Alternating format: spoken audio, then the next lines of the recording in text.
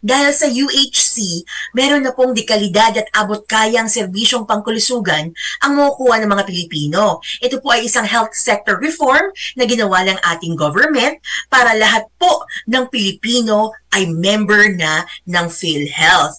Kasi kung naalala nyo noon, sa PhilHealth, meron tayong iba't ibang member categories. Under UHC, dalawa na lang po yun.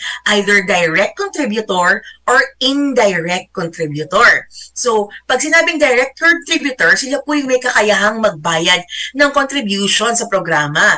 Kasama dito yung tulad natin ng mga employed, yung mga OFWs, yung may mga sariling pinagkakakitaan tulad ng business or mga nagpa-practice ng profession, as well as lifetime members. Meron din naman po tayong mga indirect contributors. So, sa indirect contributors, sila naman po yung hindi kayang magbayad ng contribution, kaya sinasubsidize po ng ating government ang contribution nila.